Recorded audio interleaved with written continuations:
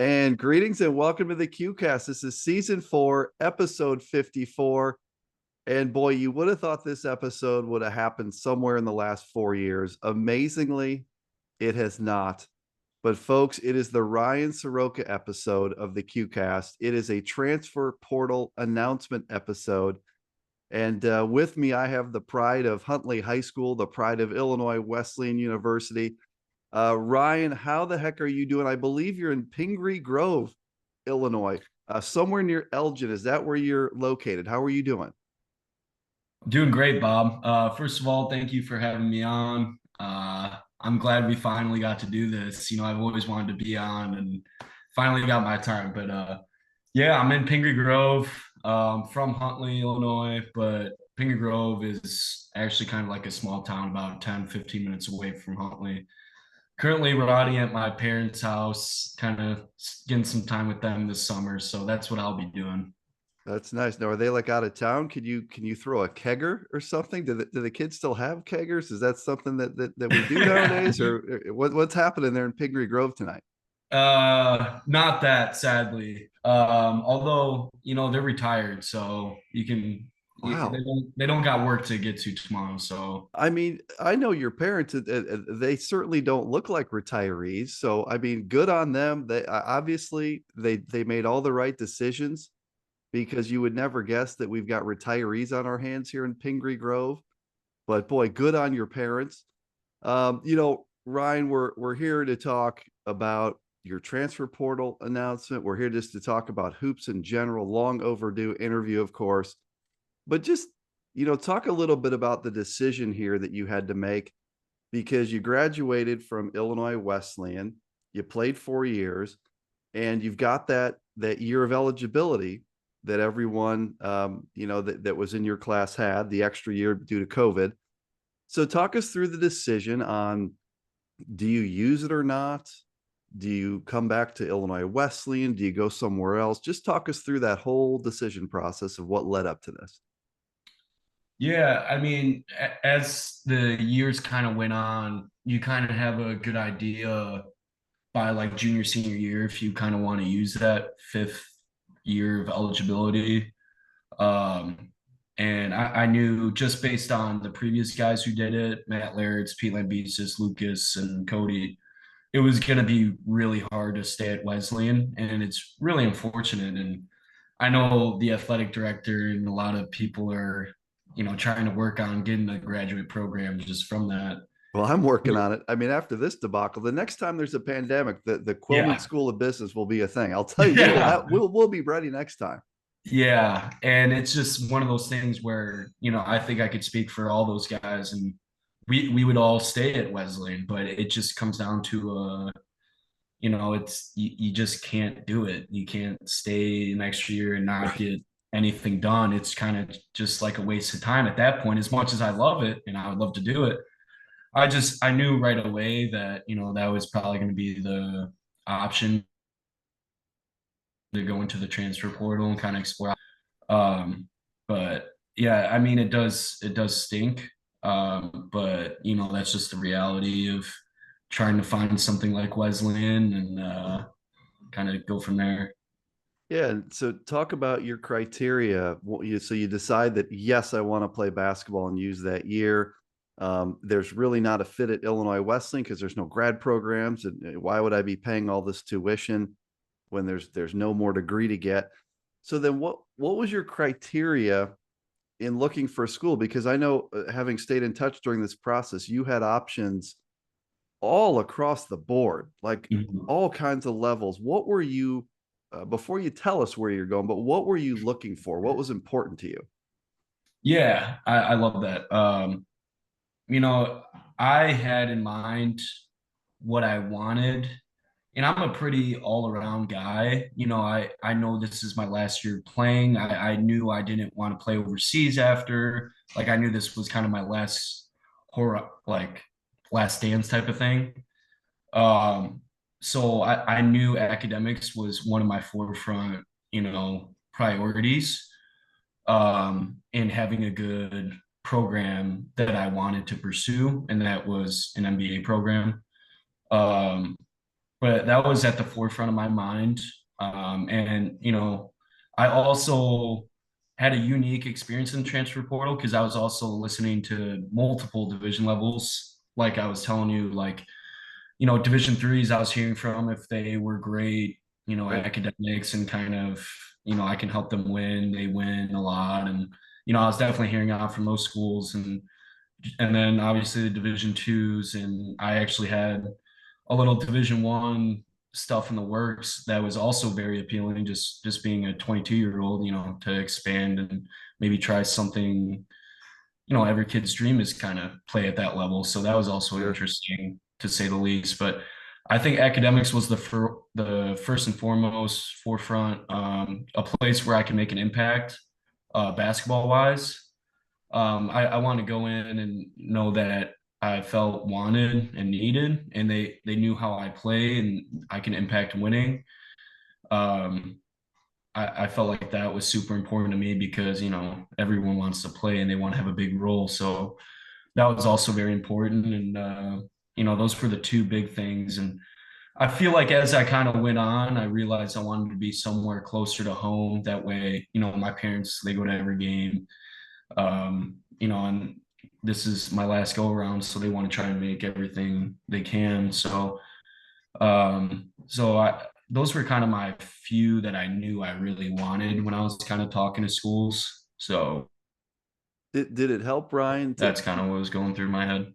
did it help to know that guys that you played with at Illinois Wesleyan were very successful with this same kind of opportunity? You mentioned Matt Laritz, who played at Bentley. Pete Lambesis played at Trevecca Nazarene. Lucas Heflin played at Mississippi College. Cody Mitchell played at Roosevelt. So you have guys that you played with that Mhm. went on to do really big things with this extra year at a higher level. Did did that help you kind of have confidence that you could look at other levels besides Division 3, or how did that play into this? Absolutely. I think there's a level of confidence you kind of have playing in the CCIW and for Illinois Wesleyan already that that you could play at a higher level just from playing in that kind of league, and playing for Illinois Wesleyan. And I actually, funny you bring up, those names, Matt Laritz and Pete Lambesis were reaching out to me all the time, giving me advice. I was on phone calls with both Matt and Pete, and kind of walking me through it and asking me what I wanted in that fifth year and kind of telling me about their experience. And when they were talking to me about their experiences, it just made it, even more positive and kind of reassured me that, this is the right path. And my parents always told me through it, like, hey, you got 30 years of work ahead of you. There's no need to go rush into it. Like, if you can play, Absolute facts right there. you, if you can play, you go play, and have fun with it. And so I thought, this is fun. So you might as well just keep playing, as much as you can. So I think those conversations with those guys really helped. And just the belief in yourself that I have that competitive side to me that I feel like I can go up a level or two and make an impact on winning. Yeah, it's great that you had so much great advice. It's great that you had so much context because those first guys that came out and did this, Matt Laritz and Pete Lambesis, I think at the time I was like, wow, like those guys were just D3 guys.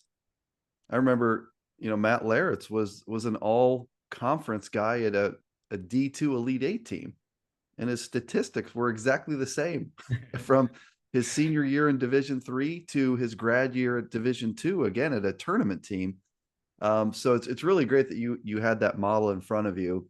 Mhm. So without any further build up to this thing, again, I won't list all the schools that were on you. Just in fairness to them, I don't want to list all the ones you didn't pick. I just want to list the school that you picked. So Ryan Soroka, where will you be playing basketball and attending school next season?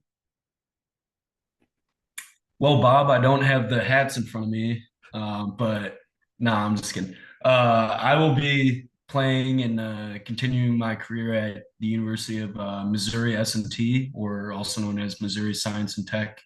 technology for my 5th year.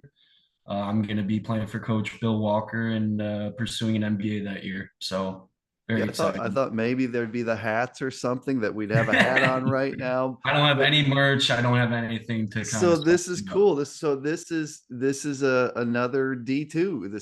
So NCAA Division two in the powerhouse Great Lakes Valley Conference, right? The GLVC, Correct. Missouri S&T, Hmm. and that's in Rolla, correct? Rolla, Missouri. Correct. Yep. Now, what Yeah. does a kid from Huntley know about Rolla, Missouri? First of all, like I know you visited there. I mean, what is? I've driven through Rolla, but you tell me about Rolla, Missouri. See, I had no idea what Rolla, Missouri was. I actually, was kind of asking some of the St. Louis parents, like, have you ever heard of Rolla or Missouri S&T? And funny, Evan Schneider's dad actually is an alum at Rolla, Missouri Rolla, and played basketball there. But other than that, I didn't really know too much going in. But it's a small town, and the coach kind of was open with that. But got everything you need, and I'm excited about it. And yeah, if I heard you earlier, you're pursuing an MBA, correct? So you're gonna, so assuming you hit the books and do what you're supposed to, you'll leave there with an MBA. You'll play a year of basketball. Hoops wise, tell me about again statistically. So last season, 15-12 overall. I noticed that the last transfer they picked up that's on the front page of the website is Blaze Beauchamp from D1 Evansville. Hmm. So they've got a transfer from D1 coming in. Wait till Hmm. the people in Raleigh hear there's a D3 guy coming in. They're going to be like, what in the world is coach doing with this D3 guy? So tell me what you know about the team and the program and all that stuff. Yeah, they were actually, I've been in the portal for a while, actually, and there's the ups and downs of the portal, but they came in actually pretty late.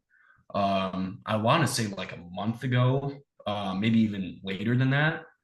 And I got to campus, and I was talking with their assistant coach, Coach Iceman, and we had a really good relationship, over the phone, Sure. kind of talking through things. And as soon as I got there, I kind of just, you get that feeling when you're visiting a place and it kind of feels like home. And that's kind of how I felt on the visit. But, as far as basketball goes, Coach Walker, the head coach, has a ton of experience. He was both an assistant at Texas A&M for a long Right. time. I think at University of Minnesota, he started his career, all those big high majors, and then, joined the S&T program, and they've really turned it on the last couple of years. Like, he was kind of talking to me historically, they're not known to be a basketball program, but the last 2 years they've had these two winning seasons. Their attendance has gone up like 94%. So the community's starting to see, hey, they're Sure. starting to be good. And they kind of just preach to me like, we're at that level now where we're good and people can't like sleep on us, but we want to be great. And I take pride in that. I want to win first and foremost. I feel like I provide things that help winning. um, and they just kind of told me they have just the natural Division 2, some guys going out, some guys coming in, that Sure. that guy you named in. They have a really good point guard coming back, they said, who can really pass the ball. And they just say they play really fast. So I'm gonna have to get in good shape here. But they said, oh, they see me playing a wing spot and having a lot of impact as a 5th year guy and just like as a leader, and all the things I really wanted to hear. And get to play in a really great conference too for my last year, so kind of hits all things. Do they know about the Sroka move? It like have they broken down the film like I have over the years? Do they know the footwork behind it? Do they know the turns and like tell me what they have said about the Sroka move and the expectations of you in using it? See, they really haven't talked about this Sroka Move. That's amazing. And I will say, I want to say this: you are an A-list celebrity at college level. Like whatever school I went to, they're like, you gotta tell me about Bob Q. What's going on with Bob Q? That's tremendous. And no, it was awesome. So, but no, they didn't bring that up. They knew I obviously can play in the post and stuff, but they didn't know too much about the footwork. But That. I mean, I don't think they did all of the homework. They probably thought they had you in the bag, but yeah, I can send them a lot of videos. As you know, I've had a lot of tweets where I've been analyzing the Soroka move. I traced it back to like your sophomore year in high school. I got a video of you then, and I think it's one of the more famous moves in Illinois Wesleyan history. I think the Sigma move. Would you agree, Ryan? The Sigma move we'd have to rate number one. it's slightly higher, I would say, just Yeah, barely. and then there's been some other ones, but I would say the Soroka move is right there in the next tier. There's a Yeah, next tier of moves right behind the Sigma move. It's so exciting. I mean, so going to play D2 basketball from D3, and you mentioned like playing in the CCIW, and it sounds like you feel ready to do that. That's a higher level. Obviously, there's probably some, some bigger dudes, maybe some more athletic dudes, but it sounds like you feel pretty prepared after the kind of competition you've played at Illinois Wesleyan. Is that fair to say? absolutely. Like I was saying, and like you were saying, like this level of success those guys have had, Cody, Lucas, Pete, and Matt, it kind of just reassures you a little bit, but absolutely. Like you always say, the lines are not as big as you think going from division levels. Right. And in high school, I played a lot of those guys, and you come back and play open gyms, and even against Division One guys, there's really, obviously athleticism and Right. taller maybe, but at the end of the day, basketball's basketball, and it comes down to IQ and what you can do to kind of offset those disadvantages. Looking back on your career at Illinois Wesleyan, you played in such a interesting time. Those you guys in your class, I give you a lot of credit because you played your high school senior year was that year that everything got shut down at the end of the year, right? It's the year that like the NCAA D3 tournament got shut down. You were a senior in high school, and then your freshman year was that bizarre season where you played 9 games. You were 8-1 and 5-1 in the league. Kudos to the CCIW for playing a schedule. You go up to Wheaton in an empty gym playing for the CCIW title and what was felt like a very intense game, and you win a CCIW championship. Your sophomore year, you play on that unbelievable Elite Eight team that was 24-6, 14-2. Junior year team struggled, just kind of lost a bunch of close games all year long. And then last year, you play on this 14-2 CCIW team. As you look back over 4 years, I mean, it's again such a weird time period because even your sophomore year, there were games that were very affected by COVID. Your sophomore year, well into the season. Absolutely. What just processing all of this? What do you look back on and think about your 4 year career?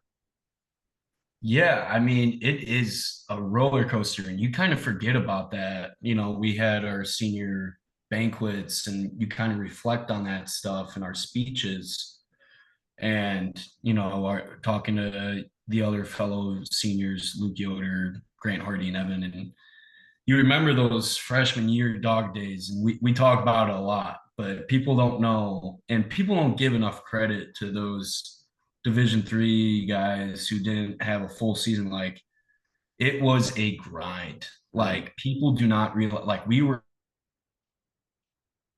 practicing, and we give Coach Rose a lot of crap for this, but like we were practicing every day in our like those October to November. We were practicing every day, like 2.5, 3 hour practices with the masks on, and we're going at it. Like this is not an like we're just going head to head. We can't play anybody else, so we might as well play each other. And then you're just it's a battle like every day, and you don't really see a light at the end of the tunnel because there's no games. And so it Yeah. was a brutal time, and we kind of like reflect back on it like, oh my God, and you have no idea, even in October, like we were like, I don't even know if there's going to be a season in January or Right. February. Like, and that it's crazy to think that was my freshman year. It's hard to even remember that stuff, but you look back and it's just like, those practices and those dog days helped shape us into that kind of team we were. It's a Right. shame again, another team that I thought that team really Oh, could have gone to a Final Four, yeah. if not higher. You want to talk about some guys on that team. That was a special team. But even though like we didn't, complete a full season, just the knowledge that those guys left and the leadership, like the Charlie Bear, Doug Wallen, Colin Chaney, and guys like that, like just the what they set forward in the Titan program and really took off from there. I think sophomore year was special, of course, the Elite Eight game. Something I never will forget. And the fact that I still have those kind of relationships with all those seniors, Corey, Gavin, Pete, and Matt, it's just like a testament to who they are as people. And that's at the end of the day, like, we play basketball together, but at the end of the day, we're friends, we're best friends, and they're gonna look out for me when I was in this process, just like they were. And I look back and I wouldn't really change much, as crazy as that sounds.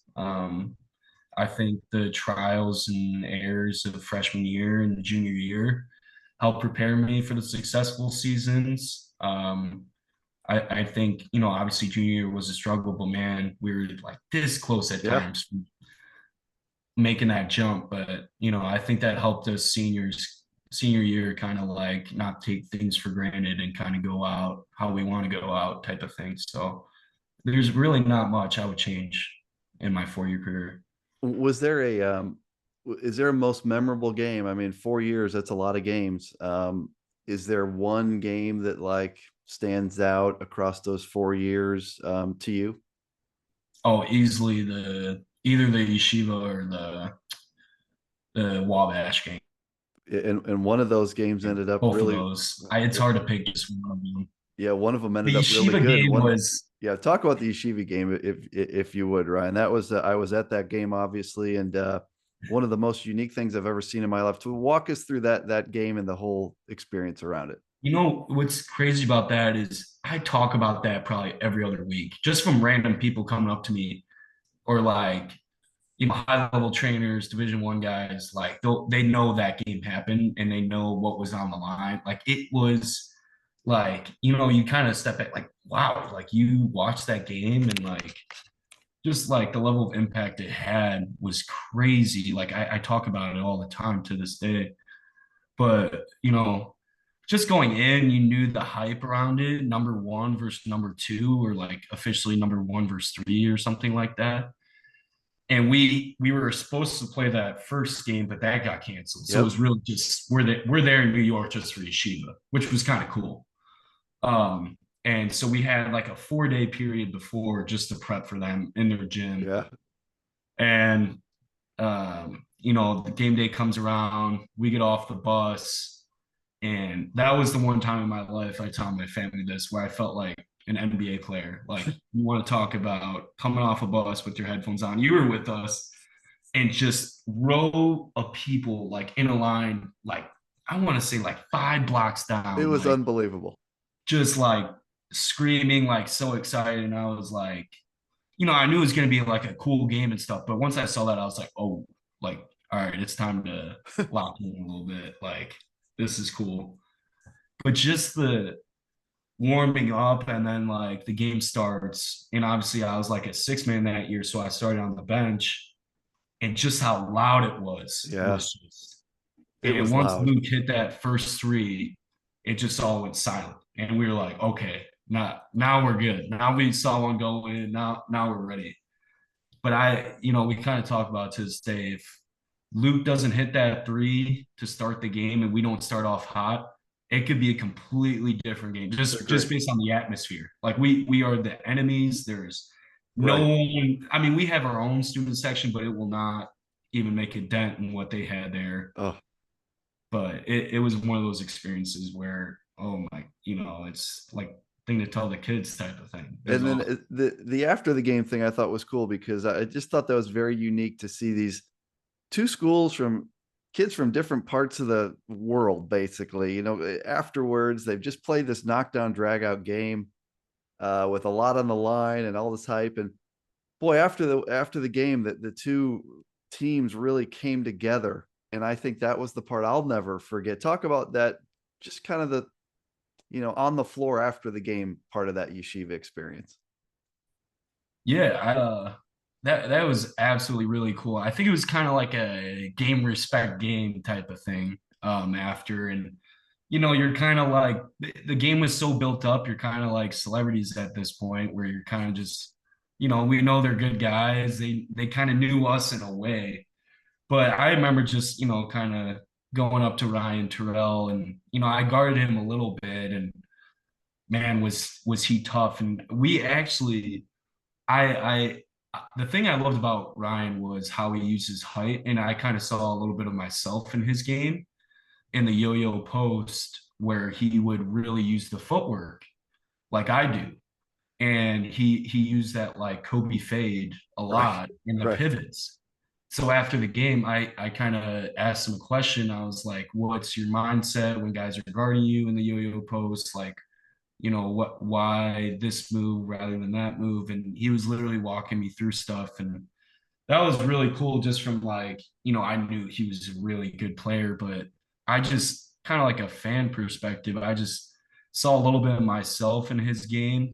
And we both like the yo-yo posts and the pivots and stuff like that. But just for him to take the time after they kind of got their butt whooped a little bit to do that was pretty cool. I'm not gonna lie. It was an incredible thing to watch play out. Just the game was, I mean, the intensity of that gym at the Mhm. start of that game, like you said, Luke hits that shot, and it had that shot clanked, and they get a rebound, and Terrell hits a three. Like, Completely different game. yeah, because Completely now you're different playing game. against that avalanche in that little tiny place. And Oh, what they say, there was like 70% of the people, there was like 190% of the people that could fit in that place. yeah. And I've never been in a place that, for the size of it, was louder. I've never been in a louder D3 environment than that. It was just really That cool. that that and Wabash were the two games where I would like make a shot and you kind of get goosebumps type of Right. thing, just because of how deafening the noise would hit once you score.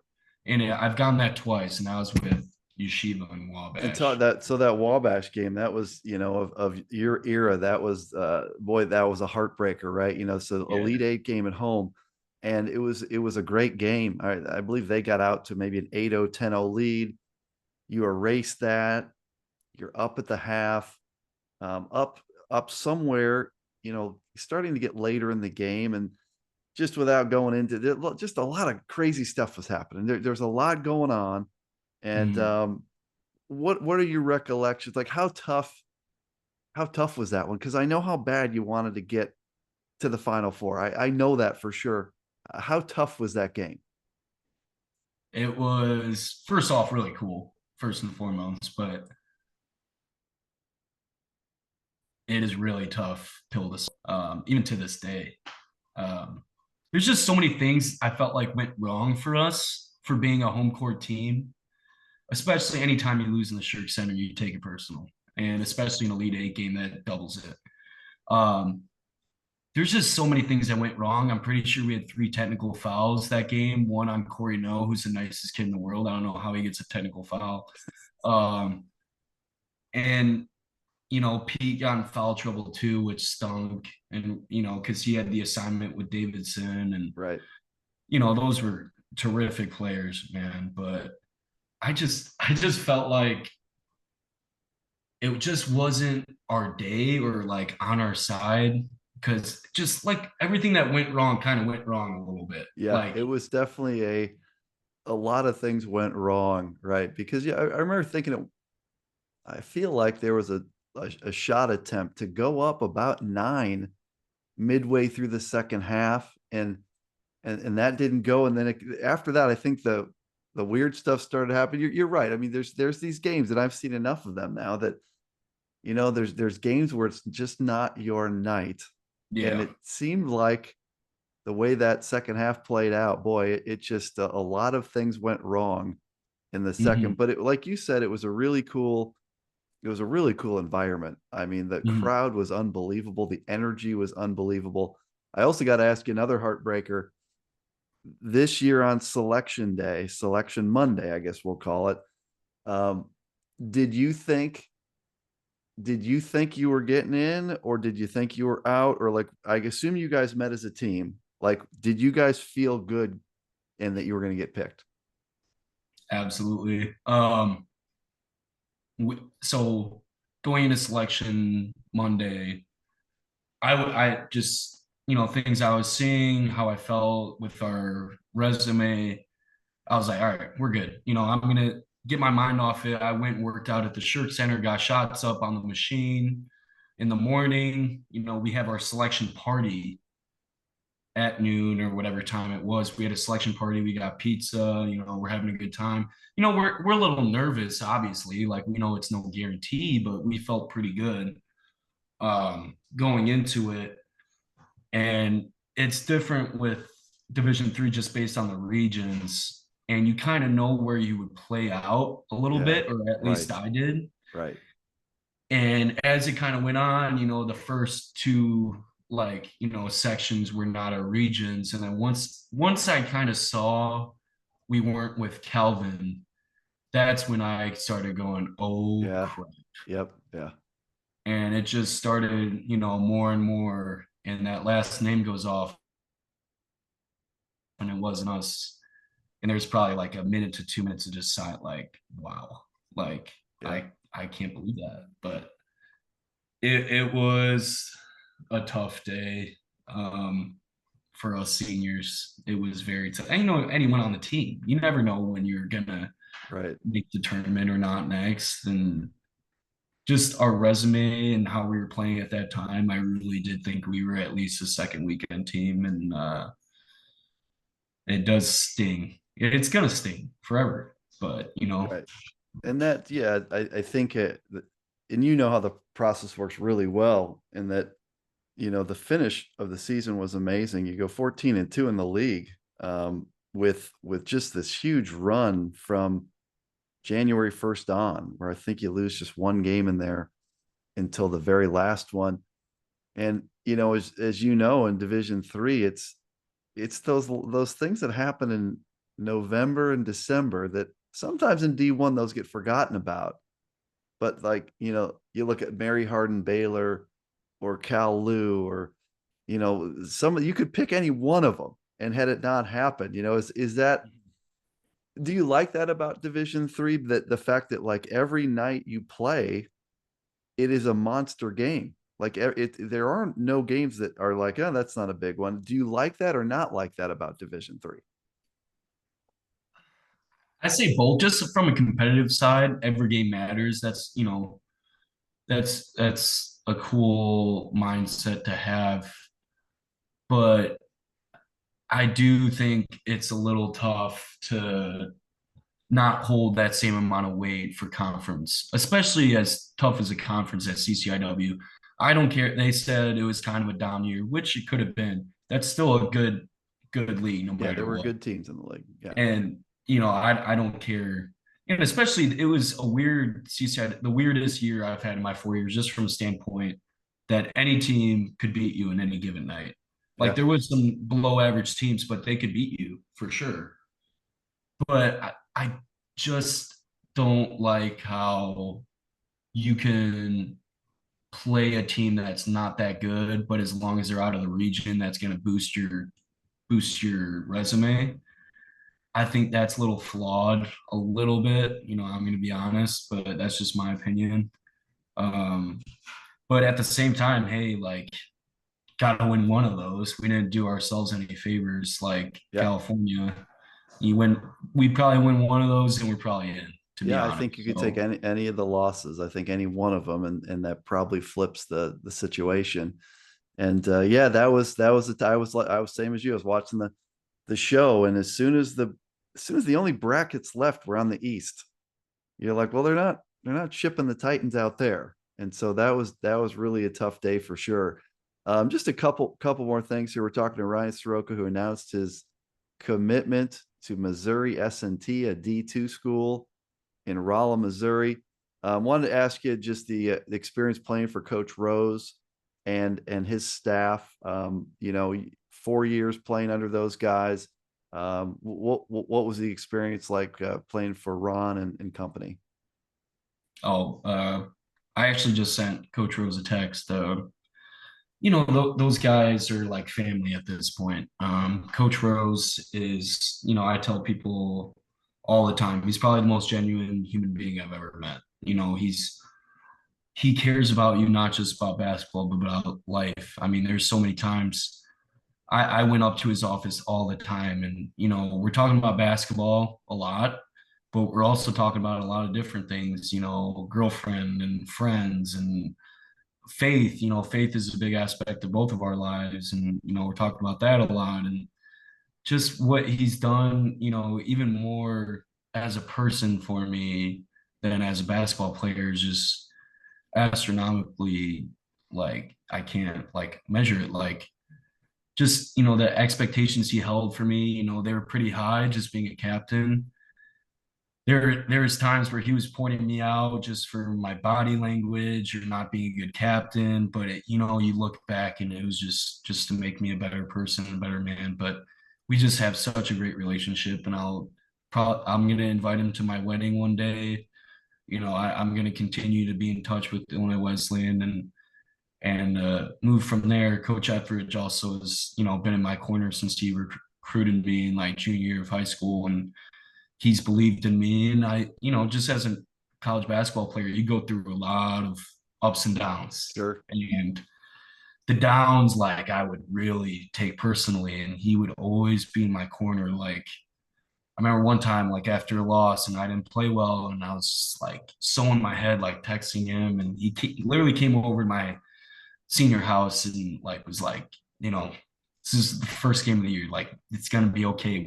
We got this. Like and just like as a human being and as a coach, like that's all you can ask for is just someone who cares about you that much. And it's pretty personal, but like I remember even just leaving the senior house and leaving Bloomington, I was said goodbye to Coach Etheridge and we shared a moment and I was like crying and stuff. And it's just because they mean so much to you and you've gone through battles through the 4 years together. And when you're that close, it's just like family at that point. So I have nothing but great things to talk about those guys, and I can go on and on. Yeah, But very very well said, and you're right. Coach Rose is a great human being, and that's why I'm so glad he's leading the program.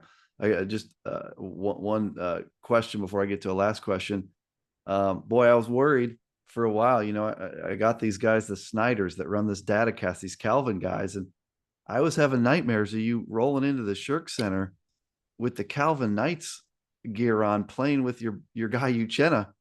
And yeah, I don't want to get too deep into who was recruiting you, but is it fair to say that it was very much on the table, the fact you could have rolled into the Shirk in a Calvin uni? yeah, I mean, it was definitely on the table. They reached out to me, and once I knew Uchenna was kind of iffy on if he was going to come back or not, but once he was committed to coming back for his fifth year, it was a serious thing. I was thinking, like, how cool would that be to team up with Uchenna again?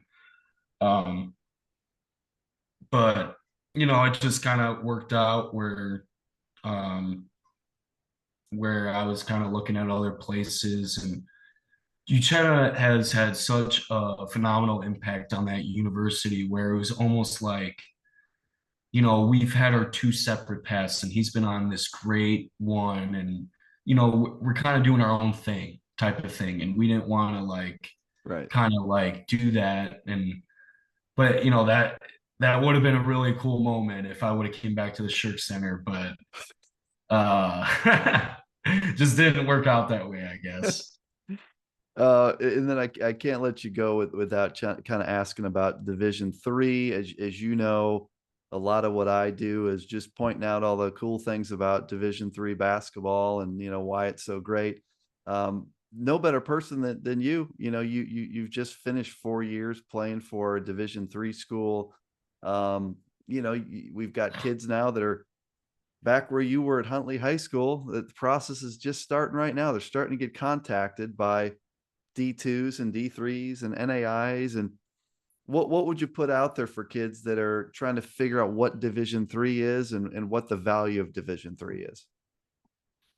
Yeah, absolutely. I love that.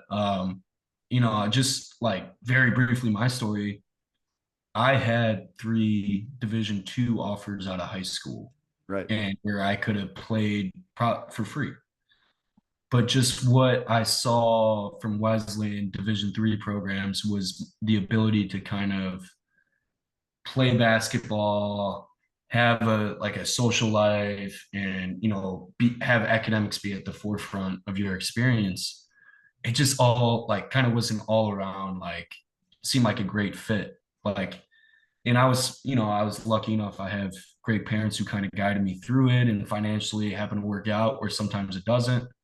Um, but I just thought at Illinois Wesleyan Division III in general,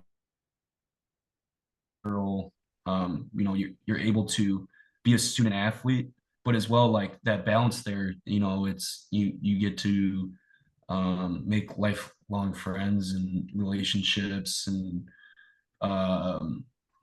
be able to be a normal college kid a little bit. Um, but I think Division III is just great. Just competitiveness, it does not change from Division III, Division II, Division Right. One. You're playing for a school and you take a lot of pride for that school. Like I'm going to go back to Wesleyan until I'm whatever 60. It doesn't matter. Like you have the same pride for your school, whether we get money off or not.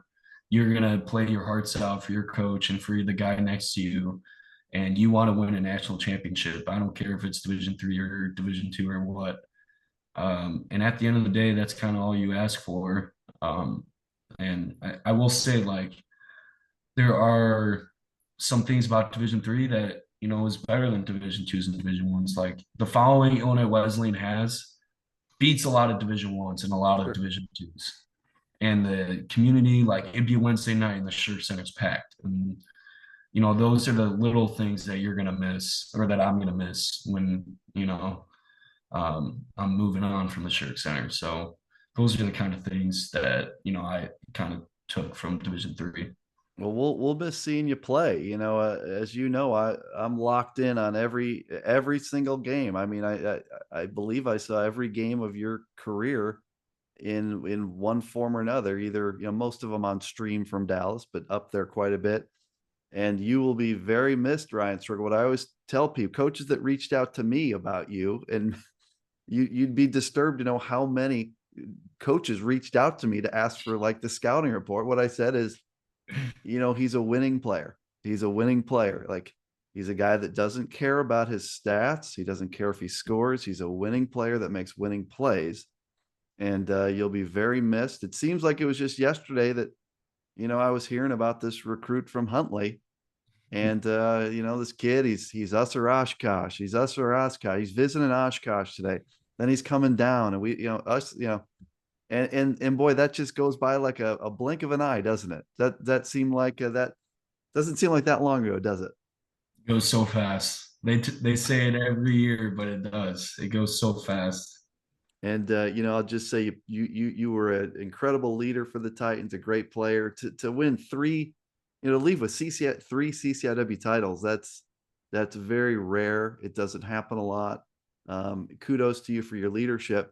I will leave you, Ryan Sroka, with the last words on the QCast today here. Certainly, the parents are going to be tuning in. We don't know where they are right now, but when they get back and they tune in the QCast, they're going to watch. I think some of your teammates will watch, maybe Coach Rose, some other coaches. And then I'm thinking some D3 people are tuning into this. Certainly the Missouri S&T crew is tuning in to see what they got. What are your final words for everyone tuning in today, Ryan Sroka on the QCast?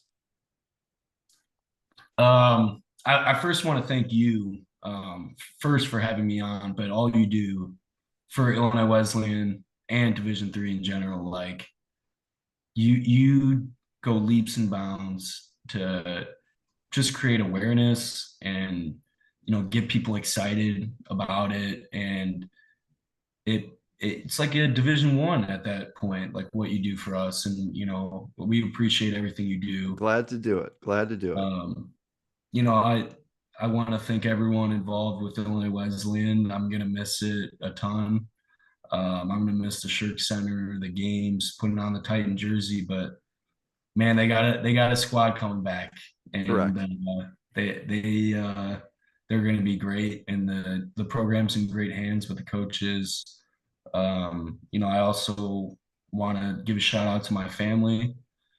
Um, Sorry to get emotional, but my parents and my family, I would not be where I am without them. My parents, like we talked about, what they did to set me up where I can have these opportunities to play the game that I love, and they sacrifice a lot through hard work at their work, and they're retired and did everything that they were supposed to do, and Right. I can't thank them enough, and my sisters for always tuning in and the games. But I'm excited about this next chapter in my life and playing for Missouri S&T, and I keep telling the coaches that we're gonna win some ball games and we're gonna win some championships. It's my last go around. I wouldn't have it any other way. So And they that's have kind of no what I'm gonna film. leave it off. They have zero film on you. They're these guys in D2. They might not even guard you for a while. They're because they got this D3 guy, and they have no idea what's coming. And so I'm going to look forward to watching all the Missouri S&T games because I think they have some good stuff coming their way from number 14. What number are we wearing? Do we know? Any Oh idea? no, they've been doing a lot of number zero. Sorry, Keem, but I have no idea what number I'm gonna do. But I do know they have a guy who's wearing number 14, so it's gonna look like something different.